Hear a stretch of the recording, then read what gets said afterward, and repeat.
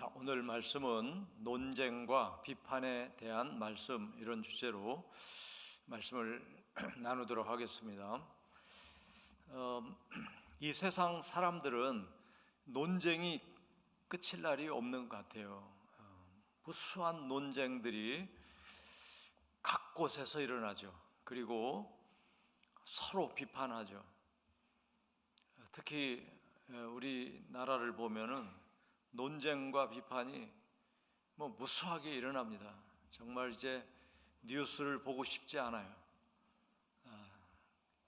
왜 그런 논쟁을 그렇게 하는지, 지금 시대가 얼마나 빨리 세상이 바뀌어가고 있고, 또 정말 애쓰고 노력해도 이 세계 각 국가의 경쟁에 우리가 뒤처질 수밖에 없는 그런 상황임에도 그런 거 걱정은 거의 안 나오는 것 같아요. 그리고 서로 네가 잘났다 내가 잘났다, 이 논쟁이 또 비판이 끊임없어요. 그래서 이 민주주의에 대한 회의가 좀 느껴져요. 사람이 국민들이 뽑아가지고 정권이 나오고 나라를 맡기고 이렇게 하게 되는데, 이 논쟁과 비판이 끊임없어서 오히려 발전을 저해해. 민주주의가 이런 거라면 정말 이게 앞으로 어떻겠는가. 우리나라뿐만 아니라 미국도 비슷해요.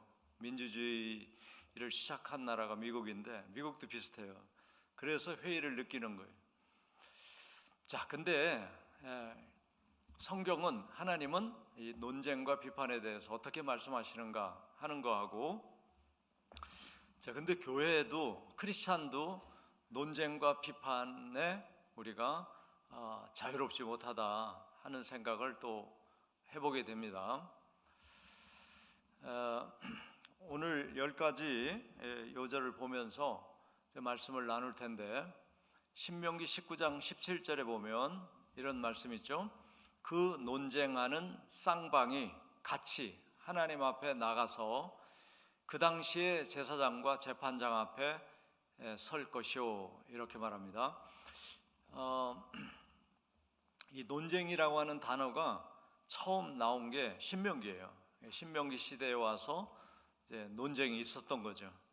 그래서 논쟁은 이제 혼자 할 수 없는 거죠. 누군가 대상이 있어요. 논쟁하는 쌍방이 하나님 앞에 나가서, 그러니까 하나님 앞이라는 건, 이 하울링 좀 줄여주세요. 하나님 앞이라는 거는 결국 성전 앞에서 이런 말씀이 되겠죠. 자, 그래서 논쟁하는 쌍방이 하나님 앞에 나가서 그 논쟁의 그 스토리를 아는 당시 제사장과 재판장 앞에서 이제 어떤 게 진위를 가려라, 이제 이런 말씀이 되는 건데요. 자, 이 말씀의 배경을 보게 되면은 사람이 악을 행했을 때 피해자가 생기죠. 피해자. 그러면 이제 악을 행한 사람과 이제 피해자. 그래서 이 악이 어떤 피해를 줬는지를 이제 밝혀내야 되는데, 그러려면은 증인들이 있어야 된다. 근데 한 사람의 증인만 가지고는 안 된다. 적어도 2사람 또는 3사람의 증인에 의해서 그 죄를 확실하게 판가름해서 벌을 줘야 된다, 이런 말씀이에요. 그러니까 이제 이 말씀을 보면은 죄를 지은 사람이 나쁘죠. 근데 진짜 그 죄를 지었는지, 또는 이웃이 누구를 미워해 가지고 거짓 고발을 하는 경우도 있기 때문에 피해자를 이제 진실되게 판단을 해야 된다는 거예요. 그래서 죄가 있다고 누가 고발한다고 그 사람을 감옥에 가둔다든지 벌금을 먹이는 게 아니라 증거가 있고 증인이 있어야 된다고 말씀하고 있어요. 그래서 이제 억울한 사람이 생겨나지 않게 하시는 거죠. 자, 그런 말씀 배경 속에서 또 이런 말씀이 나와요. 이제 증인으로 채택된 사람이 거짓말로 증인을 하는 경우도 있다는 거예요. 그거를 이제 위증이라고 하죠. 위증. 근데 위증을 하는 이유는 자기에게 어떤 이익이 돌아오면 위증을 합니다. 그렇죠? 그래서 이제 그런 것들을 가려내야 된다는 거예요. 그러니까 위증을 하는 사람은 이게 더 나쁜 사람이라는 거죠. 그래서 이제 이거는 왜냐하면 계명을 어기는 거기 때문에 그래요. 내 이웃이나 또 남종이나 여종이나 뭐 이런 거에 대해서 거짓 증거하지 말라. 이 말씀이 계명에 있단 말이에요. 그러니까 거짓 증거라는 건 사실 그렇지 않은데 저 사람이 평상시 미웠어. 그런데 어떤 죄를 졌다고 고발을 당했어. 근데 나보고 증인을 서래. 그랬을 때 그 사람이 평상 미웠기 때문에 맞아요, 그랬어요, 그런 일 했죠, 이렇게 증거를 하는 거죠. 그건 위증이죠. 이거를 이제 색출하라고 말합니다. 이 말씀에 이제 쌍방의 논쟁은 그런 거예요. 한 사람은 나는 그런 일 한 적 없습니다. 아닙니다, 했습니다. 나도 봤습니다. 나도 봤습니다. 이렇게 증인들이 생긴 거죠. 자, 그랬을 때 하나님 앞에 나가서 당시 제사장과 재판장 앞에서 그걸 가려내서 다시는 그런 위증자가 생기지 않게 해라, 이런 말씀이에요. 그러니까 이제 논쟁의 핵심은 진짜 잘못한 사람을 찾아내야 한다 하는 거하고, 그 다음에 이제 위증자가 발생되지 않게 해야 된다. 이제 그런 말씀이 이제 첫 번째 신명기에 나오고 있습니다. 자, 그 다음에 이제 욥기로 가면 논쟁에 대해서 이렇게 말하죠. 욥기 33장 13절에 보면 하나님께서 사람의 말에 대답하지 않으신다 하여 어찌 하나님과 논쟁을 하겠느냐. 자, 이 말은 엘리후라고 하는 욥의 친구가, 이제 욥이 지금 고난을 당했잖아요. 고난을 당했고 또 이제 새 친구들이 그거를 이래서 그럴 거야, 저래서 그럴 거야, 막 이렇게 이제 얘기를 한단 말이에요. 그랬을 때 욥도 그런 게 아니야, 나는 그렇지 않아 하고 욥도 자기를 변호하고 있어요. 그런 대화로 이어지는데 엘리후라고 하는 그 욥의 친구가 이 말을 한 거예요. 자, 근데 이 말씀이 뭐 다른 것이 아니죠. 엘리후의 말도 다 맞는 말이에요. 자, 여러분, 우리가 하나님께 기도를 했는데 하나님이 아무 말씀도 안 하셔. 응답을 안 해주셔. 이제 그것도 이제 인간이 생각할 때 응답을 안 해주시는가 보다, 이렇게 생각하는 거죠. 어쨌든 즉각적으로 하나님과 언어적인 대화를 할 수 있는 건 아니잖아요. 우리가 하나님께 기도했을 때 언어적인 대화가 되는 게 아니라 내 영이 살아있는 사람은 하나님이 영이시고 나도 영이 나의 본체, 나의 중심이 되면은 영으로 말씀하시는 하나님의 음성이 영으로 들린단 말이죠. 이 언어로 들리는 게 아니라 그거를 이제 보통 감동이라고 그래요. 감동. 그래서 감동을 받음으로써 하나님이 내 기도를 들으시고 계시는구나, 또 이렇게 하라고 하시는구나, 인도해 주시는구나, 이거를 이제 알 수 있고, 또 이제 더 확실한 거는 그렇게 기도했을 때 말씀 카드를 뽑았는데 딱 그 응답이에요. 네, 이런 경우도 있고, 또 하나님께 기도를 열심히 했는데 그날 교회 와서 말씀을 듣는데 그 말씀이 딱 응답이에요. 네, 그래서 하나님의 그 응답은 이제 뭐 여러 경로를 통해서 말씀하십니다. 자연을 통해서 말씀을 하시고 듣는 경우도 있고, 또 감동으로 하나님의 인도하신 거 말씀을 듣는 경우도 있고, 또 설교로 성경 말씀으로 듣는 경우도 있어요. 그런데 전혀 하나님이 말씀을 안 하시는 것 같아요.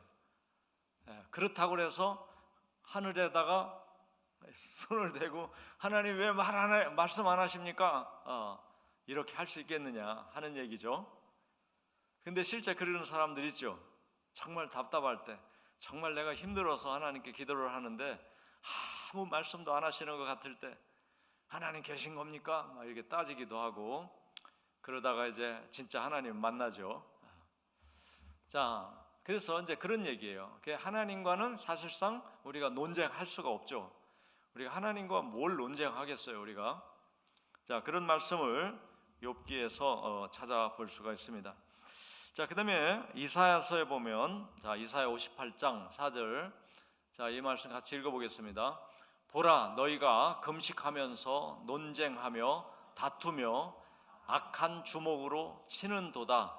너희가 오늘 금식하는 것은 너희의 목소리를 상달하게 하려는 것이 아니니라. 자, 무슨 말이에요? 지금 금식을 왜 하죠?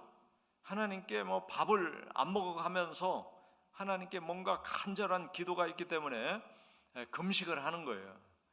근데 금식을 하면서 이웃 사람과 싸워, 논쟁이.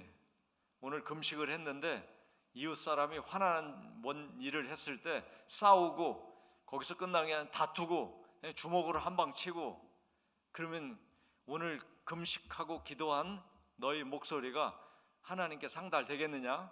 이런 얘기예요. 그러니까 우리가 정말 기도하고 또는 금식하고 예배하고 그러는 신자라면 거기에 걸맞는 생활이 따라와야 돼요. 근데 예배 잘 드리고 길에 이제 집에 돌아가다가 부부 싸움을 한다든지 또는 어떤 이웃과 또 싸우게 된다든지 뭐 이러게 되면 오늘 너가 드린 예배가 하나님께 상달됐겠어? 이런 말씀이에요. 그러니까 자, 우리가 이 논쟁이라고 하는 거는 사실상 우리 영적 생활에 방해가 된다는 것을 또 알게 해주는 그런 말씀입니다. 자, 신약에 와서도 이 논쟁은 끊이지 않아요. 사도행전 6장 9절에 보면 자, 이런 말씀이 있습니다. 이른바 자유민들, 즉 구레네인, 알렉산드리아인, 길리기아와 아시아에서 온 사람들의 회당에서 어떤 자들이 일어나 스데반과 더불어 논쟁이 시작이 됐다. 요거는 이제 지금 스데반은 7 집사 중에 한 명이고 부활하신 예수님을 만나고 구원의 확신을 갖고 이제 집사가 됐죠. 초대교회 집사가 됐는데 이때 집사는 처음 세울 때 바로 애찬 담당자로 세웠는데 그 애찬 담당자로 세운 이 집사님들이 다 말씀 증거자가 돼요. 성경에 보면.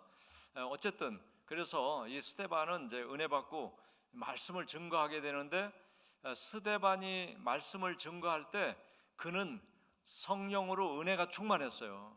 그리고 기사와 표적이 나타났습니다. 그러니까 그거를 본 사람들이 시기가 났어요. 스데반 시기가 났어요. 그래서 이제 논쟁이 붙은 거예요. 자, 어떤 논쟁이 붙었느냐면 이제 스데반이 이제 뭐 별로 알려지지도 않은 사람이고 그런 사람인데 말씀하는 거 보니까 뭐 아주 능력이 있는 말씀을 전하는 거예요. 그러니까 이제 사람들이 스데반을 미워하고 시기하면서 이제 죽이려고 하죠. 그리고서는 매수를 합니다. 이제 스데반의 설교가 쭉 나와요. 스데반이 집사님 중에서는 가장 설교를 길게 한 사람인데 쭉 설교가 이제 6장 7장까지 나오면서 막 사람들이 시기해서, 누가 시기했겠어요? 유대인들이죠. 부글부글 끓고 그러면서 이제 몇몇 사람들을 매수를 합니다. 매수를 했는데 뭐라고 매수를 했냐면 예수는 성전을 부수려고 한 사람이다. 이렇게 이제 말을 하라고 매수를 해요. 내가 돈 줄 테니까 너 그렇게 얘기해.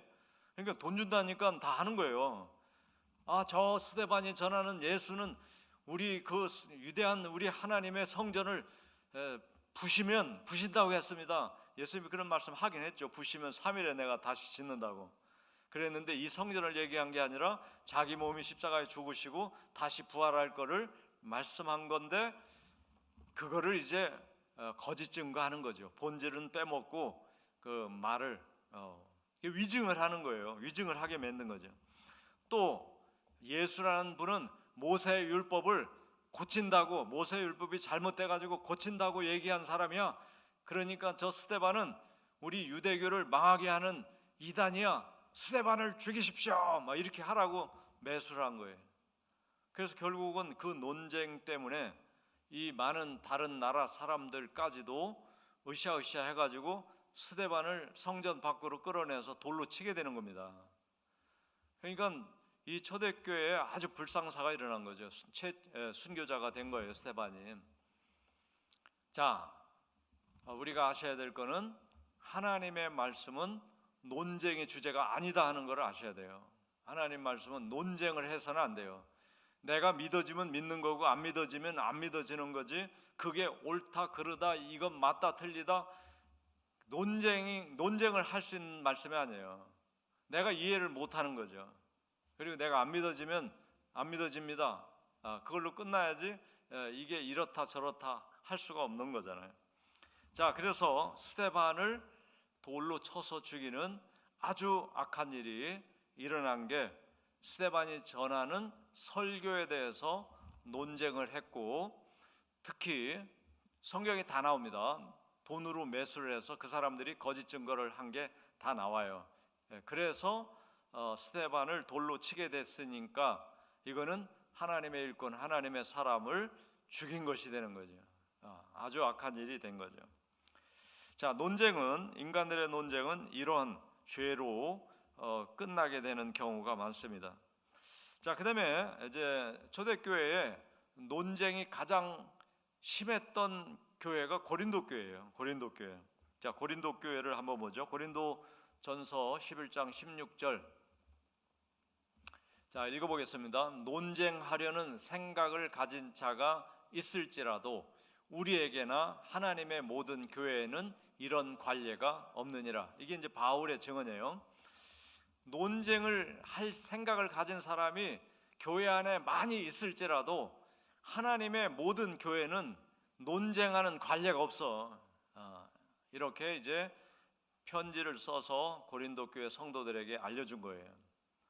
하나님의 교회는 논쟁하지 않는다, 이걸 얘기했죠. 근데 이때 당시 고린도 교회는 뭐 별걸 가지고 다 논쟁을 했는데 이 말씀을 하게 된 그 배경에는 이제 남성 우월주의자들이 논쟁을 한 거예요.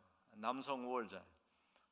그러니까 뭐 우리는 유교 사상 때문에 뭐 남존여비, 그래서 그런 사상이 유교 사상에 있었고 우리나라도 뿌리가 깊게 왔죠. 지금은 이제 비로소 남성과 여성을 양성이라고 하고 남성과 여성은 평등하다.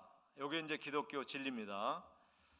그런데 지금 우리나라가 이제 또 이 논쟁에 휩싸였잖아요. 성은 두 개만 있는 게 아니다. 성은 두 개만 있는 게 아니다. 무수히 많다. 성의 종류가 무수히 많다. 그래서 남성, 여성 이렇게 두 개로 규정하지 말자. 이런 게 이제 지금 이제 이슈가 되고 있어요. 근데 그걸 주장하는 사람들의 목적은 뭐냐면 동성연애를 합법화해 주십시오, 요겁니다. 그것 때문에 성은 두 개만 있는 게 아니에요. 성은 뭐 다양합니다. 이렇게 얘기하면서 그러니까 부부는 남자와 여자가 결혼하는 것만 부부가 아닙니다. 여자끼리도 할 수 있고 남자끼리도 할 수 있고 남자 2명과 여자 1명이 할 수 있고 여자 3명과 남자 1명도 할 수 있고 심지어는 동물과도 부부가 될 수 있습니다. 이게 이제 지금 아주 심각한 문제죠. 이 논쟁이 붙었잖아요, 지금. 자, 그래서 근데 이제 요 고린도 교회에서는 남자에게서 여자가 났으니 남자가 위입니다. 요거예요. 근데 이제 아담을 먼저 창조하고 하와가 태어났으니까 남자에게서 여자가 나왔다, 이렇게 이제 얘기하는 거예요.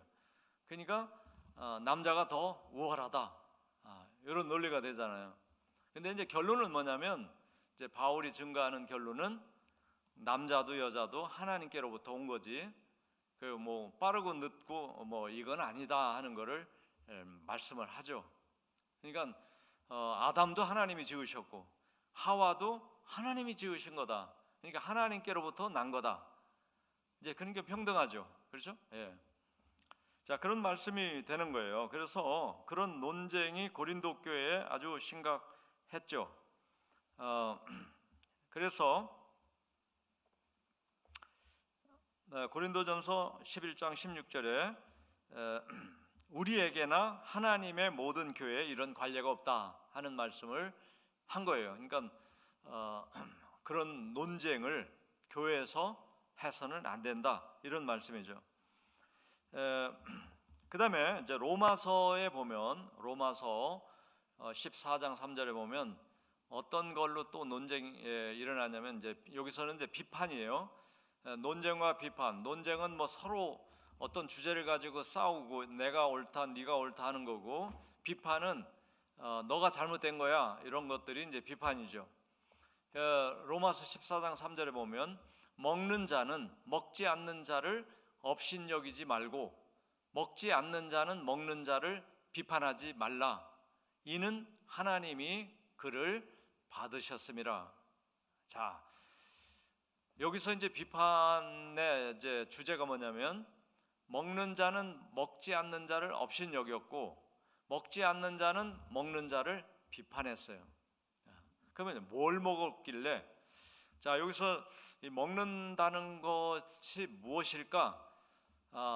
이 로마서는 지금 말씀으로 우리가 이해할 수 있어요. 쭉 더 전후를 읽어보면 말씀이구나 이렇게 알 수 있는데 왜 먹는 걸로 이 설명을 할까?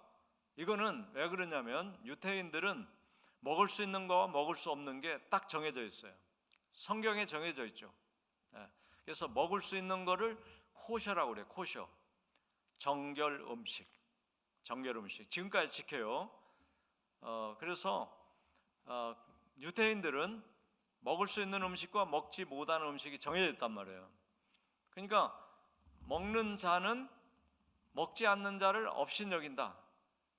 요거는 뭐를 뜻할까요? 코셔로 설명한다면 먹지 말라고는 돼 있지만 먹어. 그러니까 그 중에 이제 핵심적인 건 이런 거예요. 돼지고기. 돼지고기는 굽은 갈라졌지만 되새김질을 안 해. 그래서 못 먹게 된 음식이죠. 못 먹게 된 고기예요. 근데 돼지고기를 먹는 사람은 먹지 않는 사람을 업신여겨. 야, 이렇게 맛있는 걸 안 먹고 살아? 업신여겨. 너도 한번 먹어봐라. 나처럼 먹게 될 거야. 이렇게 업신여겨. 근데 먹지 않는 자, 나는 하나님 먹지 말라고 했으니까 안 먹어. 그 사람은 먹는 자, 이 돼지 같은 놈 하고 비판하는 거야. 그러니까 서로 이게 먹는 문제로 지금 다툼, 논쟁이 된 거잖아요. 논쟁이 된 거예요. 자, 근데 이 비유를 가지고 지금 뭘 설명하고 있다? 말씀을 설명하고 있다. 그러니까 말씀이 이제 아주 순한 말씀이 있고 좀 딱딱한 말씀이 있단 말이죠. 그러니까 말씀을 먹는 자 입장에서는 나는 그 말씀도 믿어져. 그런 사람은 별거 아닌 말씀도 못 믿어져 가지고 막 비실비실하는 사람을 보고 업신여겨. 언제 네가 좀 제대로 되겠니? 이러는 거죠. 그리고 이제 그 말씀을 그 약한 말씀 중심으로 사는 사람은 뭐 강하게 지금 말씀을 먹고 얘기하는 사람을 비판해. 뭐 너는 뭐 그것만 지키면 되니? 너 네 생활을 보니까 뭐 별거 아닌데 서로 비판해. 그런 걸 지금 하지 말라고 지금 말씀하는 거예요. 그러니까 이제 음식에 대한 말씀을 들어서 신앙생활에 말씀을 지키고 안 지키는 것 때문에 업신여기고 비판하는 거 그거 하지 말라고 지금 말씀을 하는 거죠.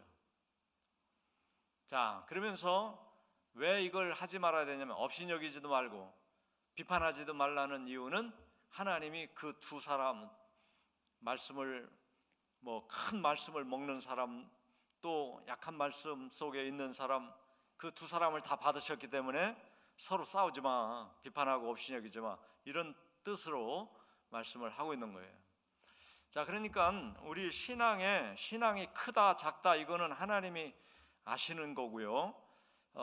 이제 우리가 아유 저 사람 이렇게 믿음이 없어 이런 얘기를 할 수가 없는 거예요. 그리고 저 사람은 되게 믿음이 크다 대단하다 이것도 우리가 뭐 그렇게 할 수 있는 게 아니에요.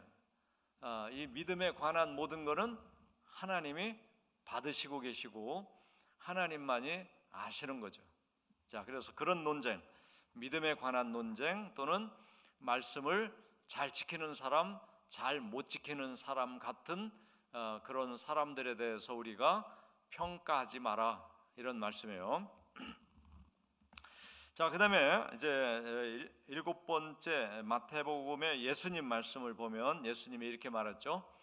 비판을 받지 아니하려거든 비판하지 말라. 예수님 말씀이 우리가 이제 비판받는 거 다 싫어해요.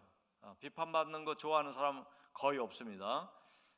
그래서 비판을 받기 싫으면 비판하지 마라 이런 말씀이 되는 거예요. 자, 우리가 사실상 비판하는 그 비판의 기준은 나 자신이기 때문에 그 비판이 나에게 해당되는 거예요. 다시 말해서 주관적이란 말이에요. 주관적이라는 거는 진리가 아닌 경우가 훨씬 많아요. 그러니까 이건 확실하고 이건 내가 맞고 그래서 나처럼 안 하는 건 다 나쁜 짓이야 하고 비판을 했을 때 그게 하나님께 정말 맞을 건지 이거는 우리가 알 수 없어요. 왜냐하면 내 경험으로 봐서 이거 맞는 것이지 다른 사람 경험으로는 그게 안 맞는 것이 될 수 있기 때문에 내가 비판하는 기준은 진리가 아니다 이 말이에요. 진리는 성경이에요. 성경. 근데 내가 성경을 정확하게 알고 있어. 그래서 비판해. 그것도 틀리는 거예요. 왜냐하면 내가 성경을 정말 하나님처럼 알 수 없어요. 그러니까 물론 근사치에 접근하도록 이제 설교자는 정말 하나님이 이 말씀을 왜 하셨을까를 정말 기도하고 또 다른 말씀과 비교하고 다 해가지고 이 말씀은 하나님의 말씀이고 하나님이 증거하라고 하시는 분명한 말씀이야. 이래서 말씀을 전하지만 그럼에도 불구하고 그게 하나님 마음에 완전하게 100% 맞았을까? 이거 모르는 거예요.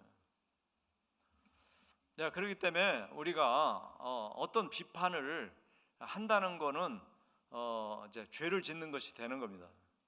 그래서 여러분 어떤 일도 우리가 비판하지 말아야 돼요. 비판하지 말아야 돼요. 자, 두 번째 2절에 보면은 너희가 비판하는 그 비판으로 너희가 비판을 받을 거다. 그러니까 우리가 이제 공식적으로 막 비판하게 되면 그것 때문에 또 비판을 받게 되는 거죠. 왜냐하면 비판의 대상자가 비판받고 화가 나니까 또 비판해요. 이게 이제 끊임없이 반복이 되는 거죠. 너희가 헤아리는 그 헤아림으로 너희도 헤아림을 받을 것이다. 그러니까 우리가 비판한다든지 헤아린다든지 이런 거는 안 하는 게 좋은 것입니다. 예수님이 가르쳐 주시는데 너 비판받기 싫지? 비판하지 마. 헤아림을 당하는 거 싫지? 헤아리지 마. 이런 말씀이에요. 자, 그 다음에 이제 로마서에 이제 형제 비판에 대한 말씀이 나옵니다. 로마서 14장 10절. 내가 어찌하여 내 형제를 비판하느냐? 이 신약 성경에 나오는 형제는 교인들이라고 보면 맞아요. 교우들이에요. 교우들. 형제 자매는 예수 믿는 사람들을 말하는 거예요. 그러니까 여기서 어찌 내가 내 형제를 비판하냐? 그러니까 예수 믿는 또 다른 교인을 비판하는 거예요. 어찌하여 내 형제를 업신여기느냐? 우리가 다 하나님의 심판대 앞에 서리라. 자, 우리가 이제 행한 대로 받잖아. 행한 대로. 그러니까 우리가 비판한 사람은 하나님의 심판대 앞에서 심판을 받는다 이렇게 돼 있잖아요. 그러니까 우리가 비판할 일이 아니에요. 하나님이 평가하실 거를 우리는 믿어야 돼. 자, 이게 이제 좀 답답하죠. 언제 평가하시는데? 심판대에서. 그러면 여기서 다 나 손해보고 나 다 밑가고 저 사람 때문에 그냥 나 무시당하고 다 했는데 여기서는 참으란 말이야. 이래가지고 못 참지. 그런데 그렇게 해야 돼. 근데요, 이 말씀대로 하나님의 심판대에서 하나님이 판단해 주실 거야. 그리고 이런 말씀도 있어요. 원수 갚는 것은 나에게 있다. 나한테 맡겨라 이거죠. 그러니까 원수는 누가 갚아주셔? 하나님이. 내가 갚으려고 하면 대판 싸워야 돼. 근데 하나님이 갚아주신다. 근데 이제 거기까지 좋은데 빨리 안 갚아주시면 내가 당해야 돼. 이 당할 것이 예상이 되면은 이게 이제 못 참는 거예요. 하나님 언제? 지금 당장 빨리 해결해 주세요. 저 사람 하나님이 어떻게 처리를 안 해주시면 내가 손해보게 생겼어요. 또는 내가 무시당하게 생겼어요. 이러니까 이걸 못 참아. 근데 성경을 잘 보면 그 참는 게 상이에요. 상급이 되는 거예요. 그리고 믿음의 연단이 돼요. 그러니까 그거 우리가 참으면 이득이 있어. 참으면 복이 돌아와. 할렐루야. 그러니까 그때 큰 손해 볼 것 같고 저거 막 무시당한 거 창피하고 막 그래서 빨리 저걸 어떻게 해결 안 되면 안 되는데 조바심이 날 때에도 그 심판을 하나님께 맡기라고 그랬지. 하나님 맡아주세요. 하나님 해결해 주세요. 그러면서 우리는 믿음으로 나아가야 돼. 믿음으로 나아가면 손해 보는 것 같이, 어떤 때는 이제 손해 볼 수도 있어요. 그 사람 때문에. 근데 그 믿음으로 그 사람을 욕하지 않고 하나님께 맡기고 비판하지 말라 하시는 말씀을 그대로 지키면 분명히 갚아주신다. 그 일이 다 끝났는데 나도 모르는 사이에 어떤 일이 있어가지고 그것이 맥값절로 돌아오는 거예요. 할렐루야. 근데 그렇게 완전히 내가 비판하지 않고 인내로 그거를 이긴 다음에 복이 온다는 거 아셔야 돼요. 그러니까 그걸 기대하면 참을 수가 있지. 잘 참으시기를 바랍니다.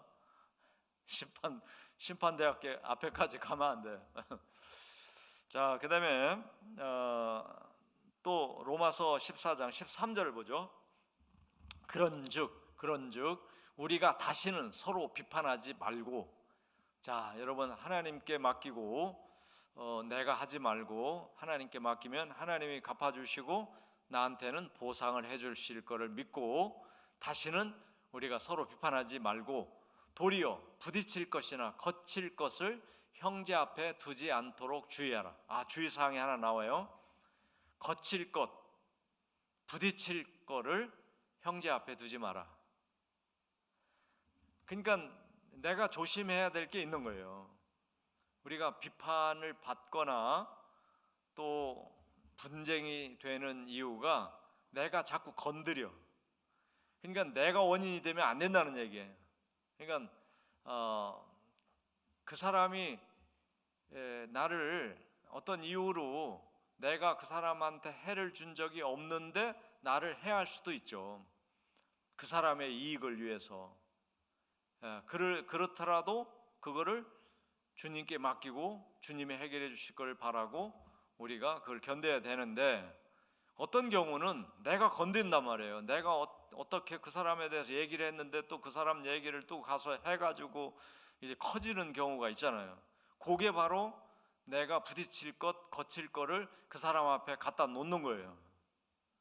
그러니까 사람들에 대해서 얘기할 때는 칭찬 말고는 안 하는 게 좋은 거예요. 칭찬 말고는.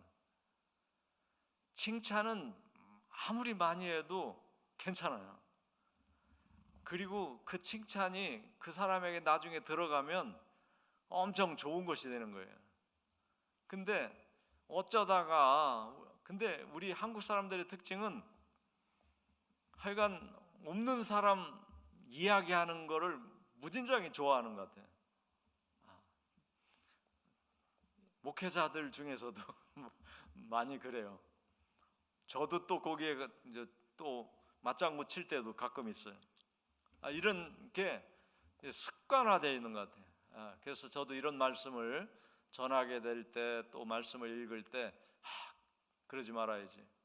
그래서 뭐 많이 하는 편은 아니에요. 그렇지만 또 분위기가 막 그런데 나만 또 아니라고 하고 있으면 이상해지니까 근데 그런 것도 안 하는 게 좋다. 근데 그런 모임을 갔다 오면은 찝찝해. 별로 좋지를 않아요. 그러니까 우리는 칭찬하는 것 말고는 사람들에 대한 이야기를 안 하는 게 좋아요. 그러니까 우리 한국 사람들의 이 얘기 주제가 너무 빈약해요. 빈약해서 사람 얘기하는 건데 칭찬을 얘기 안 하고 문제를 얘기한단 말이에요. 너무 빈약해. 그러니까 우리가 책을 안 읽어서 그런 거야. 책을 읽고 성경을 읽고 하면 야, 성경에 그런 일이 있었는데 정말 좀 놀랍다. 하나님이 어떻게 그렇게 도와주시고 역사하셨지? 막 이런 얘기를 해야 되는데 이런 진리의 얘기는 또 전혀 안 합니다. 자, 그래서 우리가 이야기의 주제를 바꿔야 돼. 우리나라가 앞으로 발전하려면 어떻게 해야지? 앞으로 더 좋은 나라가 되려면 뭐가 해결이 돼야 될까? 뭐 이런 얘기는 주제로 안 삼잖아. 인생이란 무엇일까? 뭐 이런 얘기도 주제로 안 삼아요.